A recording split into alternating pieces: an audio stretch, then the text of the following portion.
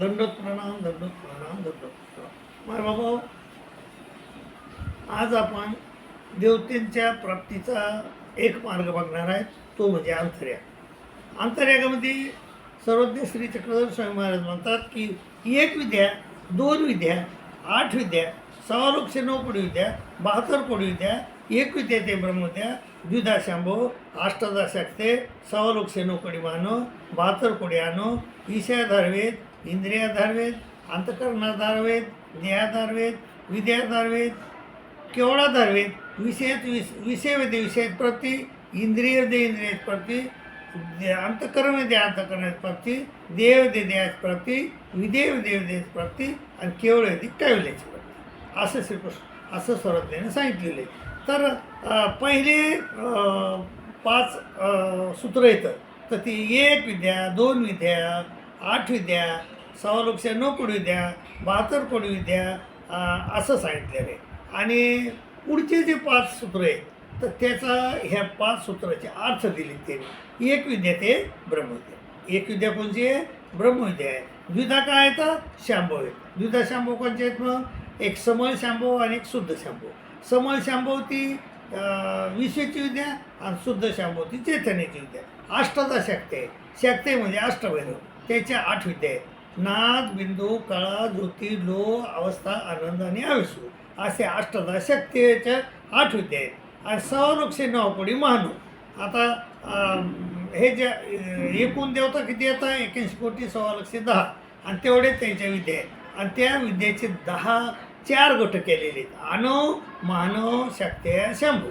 तर आणवमध्ये आता इथं काय आलेलं आहे? 6,9 कोटी मानव, म्हणजे 9 कोटी 6,00,000 मानवाच्या विद्या येतात आणि 72 कोटी आणव. आणि 1 ते 4 देवते जे आहेत त्याला अणु म्हणतात. त्या अणु विद्या येतात 72 कोटी येतात. तर आता आपल्याला मळ माहीत पाहिजे. मळ, देवतेचे मळ कोणते येतात? विखो, इंद्रिय, अंतकरण, देह, विधे. विखो मळ कोणाचा आहे? विखो मळ 1 ते 4 देवतेचा आहे. कर्मभूमी, अष्टदेवनी, अंतराळ, स्वर्ग अशा 72 कोटी देवतेच्या मळाला विखो म्हणतात किंवा विषय म्हणतात. आणि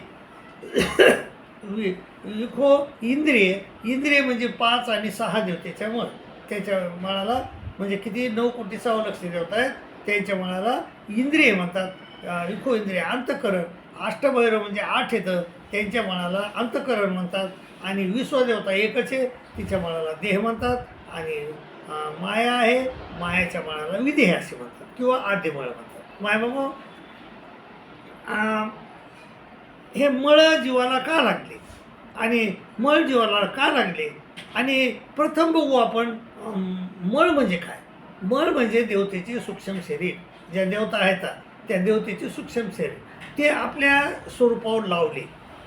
त्याची सूक्ष्म जीवानं त्याचे सूक्ष्म शरीर तयार केले प्रपंचाचे आणि आपल्या जीवस्वरूपावर लावून घेतले. का बरं? कारण देवतेला जीव एवढा सूक्ष्म आहे की तो परमेश्वराशिवाय कोणालाही दिसत नाही. माया त्याला अनदेवतेद्वारे पाहते आणि इतर देवता त्याला मळाधारे पाहतात. आणि मग मळाधारे पाहतात म्हणजे प्रत्येक देवतेचा मळ आपल्या जीवस्वरूपावर आहे. आणि तो मळ म्हणजे कसा आहे? तो देवतेचं सूक्ष्म शरीर केलेले आणि ते आपल्या अंगावर लावून घेतलेले, आपल्या स्वरूपावर जीवस्वरूपानं आपल्या जीवस्वरूपावर लावून घेतलेले. आणि मळ हे हरितात लावून घेतले आपल्या जीवस्वरूपावर. त्यावेळेस आपल्याला शरीर नव्हतं, हरितामध्ये शरीर नव्हतं. आणि मग तिथं आपण मळ आपल्या जीवस्वरूपावर लावून घेतले. आणि मग मळ म्हणजे काय? मळ म्हणजे देवतेचे सूक्ष्म शरीर. ते कशाचे असतात? ते 5 भूत आणि 3 गुणाचे असतात. ते कोण तयार केले? ते जीवानं तयार केले. कशाचे केले? तर 5 भूत आणि 3 गुणाचे केले. आणि ते 5 भूत 3 गुण कुठून आणले? तर अगोदर तुम्हाला सांगतो मॅम, हो, परमेश्वराच्या आत्मक भावने प्रपंच द्रवला. कुठून? अष्टभैरवाच्या ठिकाणी. आणि प्रपंच द्रवला आणि त्याचे 3 ढिग हरितामध्ये तयार झाले. एक सूक्ष्माचा, स्थूळाचा आणि एक कारणाचा. सूक्ष्माची मळरचना झाली, कारणाची विश्वमूर्ती तयार झाली आणि स्थूळाचा भेद तयार झाला. असं झालं माहिती.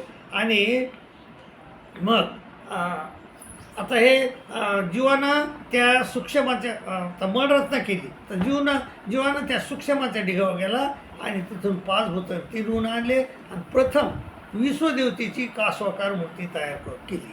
विश्वदेवतेची कासवाकार मूर्ती तयार केली आणि आपल्या जीव स्वरूपावर लावून घेतली. हा झाला विश्वमळ. नंतर जीव सूक्ष्म प्रपंचाच्या ढिगावर गेला, 5 भूतं 3 गुण आणले आणि 1 ते 7 देवतेच्या मनुष्याकार मूर्त्या तयार केल्या आणि आपल्या जीवस्वरूपावर लावून घेतल्या. अशा जीवानं 81 कोटी 9 देवतेचे मळ आपल्या जीवस्वरूपावर लावून घेतले. या मळ रचलेला सूक्ष्म प्रपंच असे म्हणतात आणि मायबाप सूक्ष्म प्रपंच असे म्हणतात. आणि सूक्ष्म प्रपंचाची रचना झाल्यावर मायेनं स्थूल प्रपंचाची रचना केली. ती कशी केली? म्हणजे 5 भूतं स्थूळाच्या ढिगावून 5 भूतं 3 गुण आणले, त्याचा एक जूट तयार केली, 8 जुटीचा एक ठिटोला केला, 8 ठिटोल्याचा एक परमाणू केला आणि अनेक परमाणूचा भेंड तयार केला आणि ते भेंड मग पुन्हा मायानं कारणाच्या ढिगावून एक 5 भूतं 3 गुण आणले आणि त्याची कासवाकार मूर्ती तयार केली आणि त्या कासवाकार मूर्तीमध्ये तो भेंड बसून द्या. बाबा असं हे आणि जे आपल्या अंगावर हे मळं लावलेले तर त्या मळाधाऱ्या देवता आपल्याला बघतात आणि आपल्याला विद्याचा संचार करतात. तर आता बघा पहिल्या विषयाधार वेद असं म्हणलेलं, विषयाधार वेद. तर मायबाभाऊ विषय म्हणजे विखो, 1 ते 4 देवतेच्या मळाला विषय किंवा विखो म्हणतात. तर त्या देवता त्या विखोमाळाद्वारे आपल्याला पाहतात आणि आपल्या विद्येचा संचार करतात. त्याला विषयाधार वेद म्हणतात. आणि ती त्या 1 ते 4 देवतेनं आपली विद्या दिल्यानंतर जीवाला मग काय होतो? मग आपल्याला त्या विषय नावाची पिंडस्था प्रकसते आणि विषय नावाचा मळ प्रकसतो आणि मग आपण त्या पिंडस्थेची आयुष्यभर उपासना करतो, तिला देव मानतो आणि मग शेवटी मृत्यूनंतर आपल्याला त्या विषय नावाच्या ब्रह्मांडस्थेची प्राप्ती होते. असं विषयाधारवेद आणि विषयाची प्राप्ती. इंद्रियाधारवेद आता 5 आणि 6 देवतेच्या माळाला इंद्रिय असे म्हणतात आणि त्या देवता इंद्रियाधारे आणि त्या माळाधारे आपल्याला बघतात आणि आपली विद्या देतात, त्याला इंद्रियाधारवेद म्हणतात. आणि त्या देवतेनं विद्या दिल्यानंतर जीवाला मळ आणि पिंडस्था प्रकाशते आणि तो जीव त्या पिंडस्थेची आयुष्यभर उपासना करतो आणि मग त्याला इंद्रिय नावाच्या ब्रह्मांडस्थेची प्राप्ती होते. असं इंद्रियाची प्राप्ती असं म्हणतात.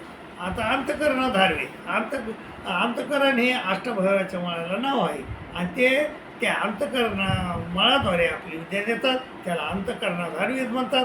आणि मग अंतःकरणाधार विद्या दिल्यानंतर त्या जीवाला मळ आणि पिंडस्था प्रकाशते आणि मग मळ आणि पिंडस्था प्रकाशतं तो त्या पिंडस्थेला आपला देव मानतो आणि आयुष्यभर त्याची उपासना करतो आणि मृत्यूनंतर तो त्या अंतःकरण नावाच्या ब्रह्मांडस्थेची प्राप्ती होते आणि तिथं जाऊन सुख भोगतो. आता देहाधारवेद, देह हे विश्वदेवतेच्या मळाला देह म्हणतात. ते विश्वदेवता आपली विद्या जीवाला देह ह्या मळाद्वारे देते, त्याला देहाधारवेद म्हणतात. आणि विश्वदेवतेनं आपली विद्या दिल्यानंतर त्याला देह नावाचा मळ आणि देह नावाची पिंडस्था प्रकसते आणि मग तो त्या पिंडस्थेचा वेध घेतो, आयुष्यभर त्याची उपासना करतो आणि मृत्यूनंतर त्याला त्या देह नावाच्या ब्रह्मांडस्थेची प्राप्ती होते. याला देहाची प्राप्ती म्हणतात. आता विदेहाधारवेद म्हणजे विदेह म्हणजे चैतन्य मायाचा मळ. तर तो मळाद्वारे आपल्या मळाद्वारे जीवाला विद्येचा संचार करते आणि नंतर मग जीवाला मळ म्हणजे आद्यमळ प्रकाशतो आणि पिंडस्था म्हणजे संलग्न प्रकाशते आणि संलग्न प्रकाशल्यामुळे तो संलग्नाचा नेहमी आयुष्यभर उपासना करतो आणि मृत्यूनंतर त्याला चिजड नावाच्या ब्रह्मांडस्थेची प्राप्ती होते. असं आता हे झालं देवतेचं सगळं. आता परमेश्वराच्या स्वरूपाचे 2 विभाग आहेत, एक ब्रह्म आणि एक ईश्वर आणि ब्रह्म. ईश्वराला कैवल्य म्हणतात, ब्रह्माला मोक्ष म्हणतात. तर आणि आयतुक भूत भजन, मायापूर भजन आणि आयतुक भूत भजन म्हणजे परमेश्वर अवतार धारण करून येतात, त्यांच्या ठिकाणी जर आपल्याला भजन घडलं तर आपल्याला अहेतुक भजन घडलं तर आपल्याला त्या परमेश्वराचं प्रेम होतं आहे आपल्याला, आणि प्रेम झाल्यानंतर आपल्याला कैवल्याची प्राप्ती होते. आणि अहेतुक भूतभजन, तर अहेतुक भूतभजन म्हणजे कोणीही जीवाप्रती मानव देहधारी जीवाला आपण जीवन जर घातलं, भजन जर घातलं, तर आपल्याला अहेतुक भजन घडलं पाहिजे. मात्र आपल्याला ज्ञान होतं आहे, आणि ज्ञान झाल्यानंतर आपल्याला मोक्षाची म्हणजे ब्रह्माची प्राप्ती होते. तर आपल्याला केवळ म्हणजे शुद्ध, इथं काय केवळाधार म्हणजे जसे देवता आपल्या मळ आणि पिंडस्थेद्वारे विद्या देतात, तसं ह्याचं परमेश्वर प्राप्तीचे दोन मार्ग आहेत, ज्ञान आणि प्रेम. तर हे परमेश्वर आपलं ज्ञान आणि प्रेम भूतभजन आणि पूर्वभजन बघून देतात, तर त्याला केवळाधार वेद असे म्हणतात. परमेश्वर आपले ज्ञान आणि प्रेम भूतभजन आणि पूर्वभजन बघून देतात, तर त्याला केवळाधार वेद म्हणतात. आणि केवळ कोणाला म्हणतात? भूतभजनाला, पूर्वभजनाला, जीवाला आणि परमेश्वराला, असं त्याला केवळ म्हणतात. तर केवळ म्हणजे शुद्ध, केवळाधार वेद. आणि केवळाधार म्हणजे ज्ञान प्रेम बघून परमेश्वर आपल्या प्रेमाचा किंवा ज्ञानाचा संचार करतात, आणि ज्ञानाचा किंवा प्रेमाचा संचार झाल्यावर त्याला परमेश्वराची आत्यंतिक आवड उत्पन्न होते, आणि आत्यंतिक आवड उत्पन्न झाल्यावर मग परमेश्वर त्याला मृत्यू येतो, आणि मृत्यू आल्यानंतर त्याला पुनसंबंध होतो, आणि पुनसंबंध झाल्यानंतर परमेश्वर त्याला थोडं काढून घेऊन जातात आणि मोक्ष देतात. अशा प्रकारे हे परमेश्वराचं आहे. बाबा देवतेचं सांगितलं तुम्हाला, आणि परमेश्वराचं बी सांगितलं. तर केवळ वेदे मग कैवल्याची प्राप्ती होते. केवळाचा वेद घेतो तो, म्हणजे कैवल्याचा म्हणजे परमेश्वराचा वेद घेतो, आणि त्याला कैवल्याची प्राप्ती होते. बाबा असा हा देवतेचा अंतर्याग आहे. अतिशय सोपा आहे, आणि म्हणलं तर फार अवघड आहे.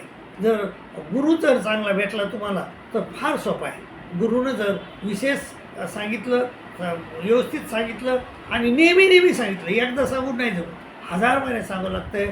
ठोकू धड करावं लागतं आहे. बाबा माझ्याकडं जवळजवळ बऱ्याच महिला, बरेच वास्तविक बोलतो भगिनी आहेत, ठोकू नीट केली मी त्याला, आणि आज त्याला हे सगळ्या प्रकारचे 9 प्रकरणं येतात, आणि हे त्यांच्या स्मरणात राहावं म्हणून मी हे व्हिडिओ तयार करत आहे. बाबा आजचा हा व्हिडिओ म्हणजे अंतर्यागाचा आहे, म्हणजे विद्यामार्गाचा आहे. तर तो तुम्ही जतून करून ठेवा, आणि नेहमी कधी आपल्याला आठवण आली तर तो ऐकावा, अशी मी तुम्हाला विनंती करतो, आणि तुमची रजा घेतो. दंडोत प्रणाम.